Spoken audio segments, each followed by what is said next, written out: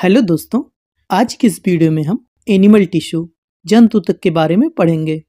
इसके previous lecture में हमने cell organelles and cell division के बारे में पढ़ा था। हम लोग भी एक तरह के एनिमल जंतु ही हैं। हमारी बॉडी में कितने टाइप्स के टिश्यू होते हैं और कौन से टिश्यू किस बॉडी पार्ट्स में पाए जाते हैं, इस तरह के सारे क्वेश्चन आज की इस वीडियो में कवर होंगे। तो चलिए शुरू करते हैं आज की बायोलॉजी क्लास का लेक्चर नंबर 3, जो कि है एनिमल टिश्यू जंतु तक। एक समान आकार और एक समान कार्य करने वाले कोशिकाओं के समूह को टिश्यू ऊतक कहते हैं। अर्थात यह टिश्यू जीवों के शरीर में पाए जाने वाले कोशिकाओं का एक समूह है, जो कि किसी विशेष कार्य को पूरा करने के लिए एक साथ मिलकर काम करते हैं। जैसे कि हमारे लीवर का जो सेल या टिश्यू है वो लीवर ही बनाने का कार्य करेगा, और जो हमारे ब्रेन का सेल या टिश्यू है वो ब्रेन ही बनाने का कार्य करेगा। अर्थात कई सारी छोटी छोटी कोशिकाएं मिलकर ही टिश्यू ऊतक बनाती हैं। जैसे कि प्रीवियस लेक्चर में आपने पढ़ा था कि सेल किसी भी जीवधारियों की सबसे छोटी इकाई फंडामेंटल लाइफ होती है। ऐसे ही कई सारे सेल्स मिलके एक टिश्यू ऊतक का निर्माण करते हैं, और ऐसे ही कई सारे टिश्यू मिलकर एक ऑर्गन अंग बनाते हैं। जैसे कि हमारा stomach, kidney, lungs, heart, brain and liver, और कई सारे ऑर्गन्स अंग मिलकर एक ऑर्गन सिस्टम बनाते हैं। जैसे कि जनन तंत्र, श्वसन तंत्र, पाचन तंत्र और उत्सर्जन तंत्र, reproductive system, respiratory system, digestive system and excretory system, और ऐसे ही कई सारे ऑर्गन सिस्टम का समूह एक बॉडी, एक जीव बनाता है। तो इस सेल के बारे में हम लोग प्रीवियस लेक्चर में पढ़ लिए हैं, और आज की क्लास में हम इस टिश्यू के बारे में पढ़ रहे हैं। अगर आप सभी को इस बायोलॉजी क्लास के previous lecture cell organelles and cell division वाले लेक्चर को देखना है तो बायोलॉजी के प्लेलिस्ट में जाके देख सकते हैं। इस टिश्यू शब्द का सर्वप्रथम प्रयोग एक फ्रांसीसी वैज्ञानिक जेवियर बिशेट ने सन 1801 में किया था। यह टिश्यू शब्द फ्रांसीसी भाषा के शब्द टिश्यू से लिया गया है, जिसका अर्थ होता है संरचना या बनावट, टेक्सचर। टिश्यू का अध्ययन हिस्टोलॉजी कहलाता है। इससे संबंधित अध्ययन की शुरुआत सर्वप्रथम इटली के वैज्ञानिक मार्सेलो मोल्फेगी ने की, इसलिए इन्हें फादर ऑफ हिस्टोलॉजी भी कहा जाता है। यह टिश्यू 2 टाइप्स का होता है, एनिमल टिश्यू जंतु ऊतक एंड प्लांट टिश्यू पादप ऊतक।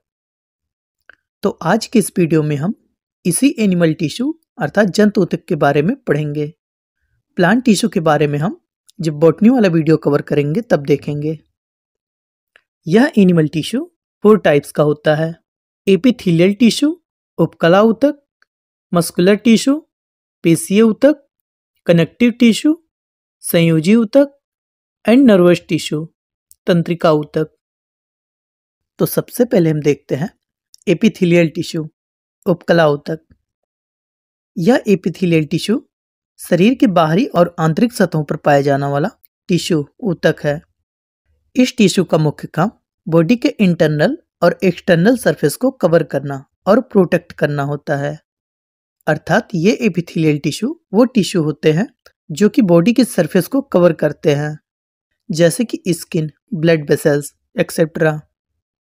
यह टिश्यू कोशिकाओं की एक लेयर, एक परत के रूप में होता है, और यह शरीर के विभिन्न अंगों और संरचनाओं की सुरक्षा का कार्य करता है। इसी टिश्यू की कमी से झुर्रियां पड़ जाती हैं। हमारी जो स्किन, त्वचा है, वो इसी एपिथेलियल टिश्यू से मिलकर बनी हुई है। इन एपिथेलियल टिश्यू में ज्यादातर ब्लड वेसल्स, रक्त वाहिकाएं नहीं पाई जाती हैं, और इसके साथ ही एपिथेलियल टिश्यू नॉन नर्वस होती हैं, अर्थात इनमें कोई सेंस नहीं होता, और हमारी जितनी भी ऑर्गन्स हैं उन सभी पर इस एपिथेलियल टिश्यू की एक कवरिंग होती है। अर्थात यह हमारे पूरे के पूरे ऑर्गन सिस्टम को प्रोटेक्ट करता है। ये एपिथेलियल टिश्यू 4 पार्ट्स में क्लासिफाइड होती हैं, जिन्हें हम S² C² से याद रख सकते हैं। सिंपल स्क्वेमस एपिथेलियम, सरल सल की उपकला, स्ट्रेटिफाइड एपिथेलियम, स्तरीकृत उपकला, क्यूबॉइडल एपिथेलियम, घनाकार उपकला एंड कॉलमनर एपिथेलियम, स्तंभाकार उपकला। तो पहले नंबर पे देखते हैं सिंपल स्क्वेमस एपिथेलियम, सरल सल की उपकला। ऐसी ऊतक की कोशिकाएं पतली और चपटी होती हैं जो कि हमारी body surface and internal organs में एक लाइनिंग के रूप में प्रेजेंट होती हैं। यह स्क्वेमस एपिथेलियम केवल एक ही परत वाली होती हैं जो कि एक कोमल सतह सॉफ्ट सरफेस का निर्माण करती है, जो कि हमारे माउथ के अंदर भी प्रेजेंट होती है। इन कोशिकाओं के केंद्रक अर्थात न्यूक्लियस भी चपटे होते हैं। ये टिश्यू गैस एक्सचेंज करने और फिल्ट्रेशन में मदद करती है। इसके अलावा ये हमारे ब्लड वेसल्स रक्तवाहिकाओं में, एल्वोली लंग्स में और हमारे आहार नाल एसोफेगस में भी ये स्क्वेमस एपिथेलियम पाई जाती है। यह हमारे हड्ड के आंतरिक सतह पर भी पाई जाती है, जिसका काम हृदय की भीतरी सतह को चिकना और सुरक्षित रखना है। अब सेकंड नंबर पे आता है स्ट्रेटिफाइड एपिथेलियम, स्तरीकृत उपकला। जब कोशिकाओं का कई लेयर एक के ऊपर एक अरेंज रहता है तो वो स्ट्रेटिफाइड एपिथेलियम कहलाता है। अर्थात इस स्ट्रेटिफाइड एपिथेलियम टिश्यू में कोशिकाओं की कई सारी लेयर्स परतें मौजूद होती हैं जो कि एक दूसरे के ऊपर स्थित रहती हैं। ये मुख्यतः उन ऑर्गन्स में पाई जाती हैं जो स्ट्रेच एंड एक्सपेंड करती हैं और साथ ही स्किन के एपिथेलियम टिश्यू को कटने और फटने से बचाने के लिए इन स्किन में कोशिकाओं की कई सारी लेयर्स मौजूद होती हैं। यह ऊतक मुख्य रूप से सुरक्षा प्रदान करने के लिए होता है। इसका मुख्य काम टिश्यू को फ्लेक्सिबिलिटी एंड स्ट्रेचिंग प्रोवाइड करना होता है। ये वाली स्किन उतनी भी पतली नहीं होती जितनी कि हमारे माउथ की स्किन होती है। अब थर्ड नंबर पे आता है क्यूबोइडल एपिथेलियम, घनाकार उपकला। ये क्यूबोइडल एपिथेलियम क्यूब के शेप में होती हैं जो कि हमारे नेफ्रॉन अर्थात किडनी के अंदर पाई जाती हैं, अर्थात इनकी लंबाई और चौड़ाई बराबर होती है। ये क्यूबोइडल एपिथेलियम हमारे ग्लैंड्स एंड डक्ट्स अर्थात ग्रंथियों और नलिकाओं जैसे कि स्लाइवरी ग्लैंड्स लार की ग्रंथियों में, स्वीट ग्लैंड्स पसीने वाले ग्रंथियों में एंड किडनी ट्यूब्यूल्स और गुर्दे की नलिकाओं में, इन सब जगहों पर ये टिश्यू पाई जाती हैं। इन क्यूबोइडल एपिथेलियम का मुख्य काम सेक्रेशन स्राव करना, एब्जर्वेशन अवशोषण करना और एक्सक्रीशन मल त्याग करना होता है। इस क्यूबोइडल एपिथेलियम को जर्मिनल एपिथेलियम भी बोलते हैं क्योंकि ये हमारे टेस्टिस और ओवरी में भी प्रेजेंट होती हैं। अब एपिथेलियम टिश्यू का फोर्थ नंबर आता है कोलमनर एपिथेलियम, स्तंभाकार उपकला। यह लंबी और पतली कोशिकाओं का एक लेयर होता है जो कि कॉलम अर्थात रेक्टेंगुलर शेप में प्रेजेंट होता है। अर्थात इनमें कोशिकाएं लंबी और स्तंभाकार कॉलम शेप में प्रेजेंट होती हैं और इन कोशिकाओं की सतह पर माइक्रोविली पाई जाती है जो कि हमारे इंटेस्टाइन में पोषक तत्वों का अवशोषण करती है। ये कोशिकाएं एक दूसरे के साथ एक पंक्तियों में स्थित होती हैं। ये हमारे इंटेस्टाइन के अंदर प्रेजेंट होती हैं जहां पर फूड एब्जॉर्ब होता है। इन कोलुमनर एपिथेलियम टिश्यू में कोशिकाओं के ऊपरी भाग पर कभी कभी नन्हे बाल सीलिया भी पाए जाते हैं जो कि हेयर लाइक स्ट्रक्चर होते हैं। इस कोलुमनर एपिथेलियम टिश्यू में ये पदार्थों को एक स्थान से दूसरे स्थान तक पहुंचाने में मदद करते हैं जो कि हमारे श्वसन तंत्र रेस्पिरेटरी सिस्टम में पाए जाते हैं। अर्थात हमारे श्वसन तंत्र में यह सीलिया हवा के साथ धूल और अन्य कणों को बाहर निकालने में मदद करते हैं। अब सेकंड नंबर पे देखते हैं मसल्स टिश्यू, पेशीय ऊतक। यह मसल्स टिश्यू स्वैच्छिक और अनैच्छिक अर्थात वॉलेंट्री एंड इनवॉलेंट्री दोनों तरह के मूवमेंट के लिए जिम्मेदार होती हैं। यह शरीर में एक इंजन की तरह होती हैं जो कि हमें चलने और कार्य करने की अनुमति देती हैं। इस पेशीय ऊतक मसल्स टिश्यू से जंतुओं के शरीर की मांसपेशियां मसल्स बनी होती हैं। यह पेशीय ऊतक लंबी और पतली कोशिकाओं की बनी होती है जिन्हें मसल्स फाइबर्स कहा जाता है और ये कोशिकाएं मायोसाइट्स कहलाती हैं। इन पेशियों में एक विशेष प्रकार का प्रोटीन कॉन्ट्रैक्टाइल प्रोटीन्स अर्थात संकुचनशील प्रोटीन पाया जाता है जो कि संकुचन कॉन्ट्रैक्शन एंड रिलैक्सेशन शिथिलन के लिए जिम्मेदार होती हैं। जिससे कि अंगों में गतिविधियां प्रदान होती हैं। इसके साइटोप्लाज्म को सार्कोप्लाज्म बोलते हैं। इन पेशीय ऊतकों के माध्यम से शरीर की गति, हृदय की धड़कन और आंतरिक अंगों की गति नियंत्रित होती है।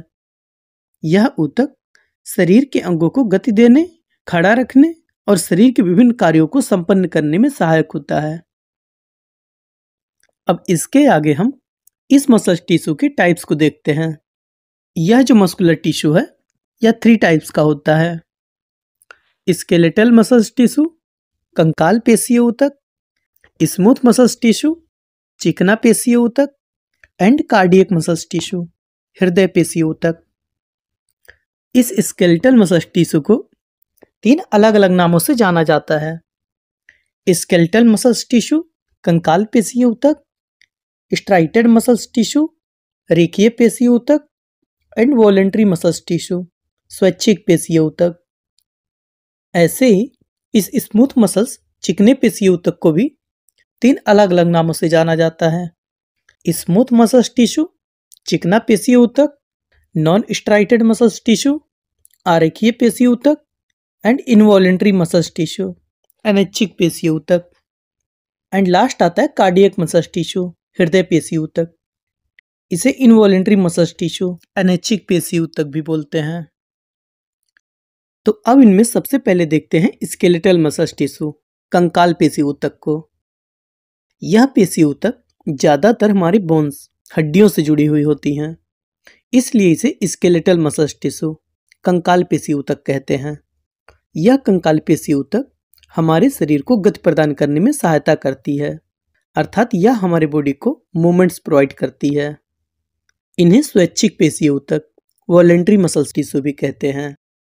वॉलेंट्री मसल्स वो मसल्स होती हैं जो कि हमारी इच्छा से काम करती हैं, अर्थात ये हमारे कंट्रोल में होती हैं, जिससे कि हम अपनी इच्छा अनुसार इन्हें मूव कर सकते हैं। ये हड्डियों और जोड़ों को हिलाने, किसी सामान को उठाने, चलने और दौड़ने जैसी शारीरिक गतिविधियों के लिए जिम्मेदार होती हैं।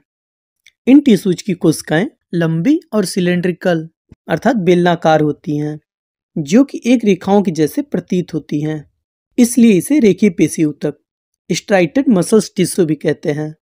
इसके अंदर बहुत सारे न्यूक्लियस प्रेजेंट होते हैं। ऐसे मसल्स को रेस्ट की जरूरत पड़ती है।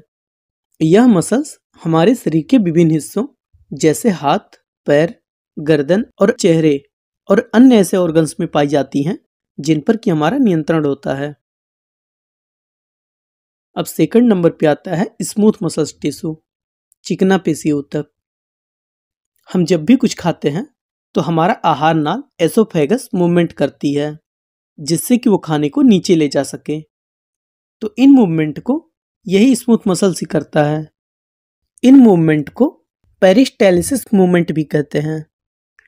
इन्हें इनवॉलेंट्री मसल्स टिश्यू, अनैच्छिक पेशीय ऊतक भी बोलते हैं। इनवॉलेंट्री मसल्स वैसी मसल्स होती हैं जो कि हमारी इच्छा से काम नहीं करती और इन पर हमारा कंट्रोल नहीं होता, जिससे कि हम अपनी इच्छा अनुसार इन्हें मूव भी नहीं कर सकते।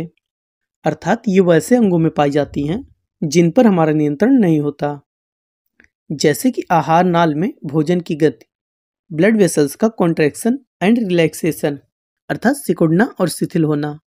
ये सब अनैच्छिक गतियां हैं। इन्हें हम चाह कर भी स्टार्ट या स्टॉप नहीं कर सकते, क्योंकि ये सब इनवॉलेंट्री मसल्स हैं जो कि हमारे कंट्रोल में नहीं होती। आंख की परतारिका, मूत्रवाहिनी और फेफड़ों की श्वास नली में भी यही इनवॉलेंट्री मसल्स पाई जाती है। इन टिश्यूज की कोशिकाएं पतली, लंबी और स्पिंडल शेप की होती हैं, लेकिन इन पर रेखाएं या धारियां नहीं होती, इसलिए इन्हें आरेखीय पेशीय ऊतक, नॉन स्ट्राइटेड मसल्स भी कहते हैं। यह ऊतक शरीर के कुछ ऑर्गन्स जैसे कि हमारे इंटेस्टाइन, आंतों में, ब्लड वेसल्स, रक्त वाहिकाओं में एंड डाइजेस्टिव सिस्टम, पाचन तंत्र में भी पाई जाती हैं। अब थर्ड नंबर पे आता है कार्डियक मसल टिश्यू, हृदय पेशीय ऊतक। यह भी एक तरह का इनवॉलेंट्री मसल टिश्यू, अनैच्छिक पेशीय ऊतक है, जो कि हमारे हृदय की दीवारों में पाई जाती है और यह हमारे दिल की धड़कन को नियंत्रित करती है। यह एक प्रकार का ऐसा पेशीय ऊतक है जो कि केवल हमारे हृदय में ही पाया जाता है। अब थर्ड नंबर पे आता है कनेक्टिव टिश्यू, संयोजी ऊतक। यह संयोजी ऊतक हमारे पूरी बॉडी का एक महत्वपूर्ण ऊतक टिश्यू है, जो कि हमारे शरीर के विभिन्न अंगों और संरचनाओं को एक दूसरे के साथ जोड़े रखता है और उन्हें सहारा प्रदान करता है। हमारे बॉडी के अंदर चीजें कैसे ट्रांसपोर्ट होंगी वो यही मसल से देखता है, और साथ ही हमारे बॉडी पार्ट्स को भी यह कनेक्ट करने का काम करता है। तो अब संयोजी ऊतक कौन कौन से हैं? तो इनमें सबसे पहले नंबर पर आता है हमारा रक्त, ब्लड। उसके बाद आता है हमारी बोन, अस्थि। फिर आता है उपास्थि, कार्टिलेज। और लास्ट में आता है टेंडन एंड लिगामेंट। तो चलिए इन सबको एक एक करके देखते हैं। तो पहले नंबर पे देखते हैं ब्लड, रक्त। यह ब्लड हमारे पूरे बॉडी का मेन कनेक्टिव टिश्यू है, जो कि एक तरल संयोजी ऊतक है, जिसमें कि plasma, RBC, WBC and platelets जैसी महत्वपूर्ण कंपोनेंट्स होती हैं। इसमें मौजूद डब्ल्यूबीसी हमारे शरीर को बैक्टीरिया, वायरस और अन्य हानिकारक सूक्ष्मजीवों के संक्रमण से बचाती है। रक्त हमारे शरीर में पाया जाने वाला एकमात्र तरल संयोजी ऊतक, फ्लूइड कनेक्टिंग टिश्यू है। यह ब्लड हमारे बॉडी में पोषक तत्वों अर्थात न्यूट्रिएंट्स का, ऑक्सीजन और कार्बन डाइऑक्साइड जैसी गैसों का, डाइजेस्टिव फूड्स का, हार्मोन्स का एंड वेस्ट मटेरियल्स, अपशिष्ट पदार्थों का, इन सभी चीजों का ट्रांसपोर्ट, परिवहन करती है। और साथ ही यह शरीर की सुरक्षा, तापमान नियंत्रण और शारीरिक संतुलन बनाए रखने में भी महत्वपूर्ण भूमिका निभाती है। अब सेकंड नंबर पे आता है बोन, अस्थि। यह बोन एक प्रकार का कठोर संयोजी ऊतक, हार्ड कनेक्टिंग टिश्यू है, जो कि हमारे शरीर के आंतरिक अंगों की रक्षा करने और गति प्रदान करने का भी कार्य करता है। अर्थात यह हमारे बॉडी को structure, protection and movements provide करता है। यह अपने अंदर कैल्शियम और फास्फोरस जैसे खनिज पदार्थों को स्टोर करने का भी काम करता है। और साथ ही इसमें प्रेजेंट बोन मैरो से आरबीसी एंड डब्ल्यूबीसी का फॉर्मेशन होता है। इस बोन में ओसिन प्रोटीन पाया जाता है। अब थर्ड नंबर पे आता है कार्टिलेज, उपास्थि। यह एक लचीला संयोजी ऊतक, फ्लेक्सिबल कनेक्टिंग टिश्यू है, जो कि हमारे जोड़ों में पाया जाता है। यह कार्टिलेज बोन्स के कंपैरिजन में काफी सॉफ्ट होता है। यह जोड़ों को चिकनाहट प्रदान करता है और हड्डियों को फिसलने और घूमने के दौरान होने वाले घर्षण या रगड़ से इन्हें बचाता है।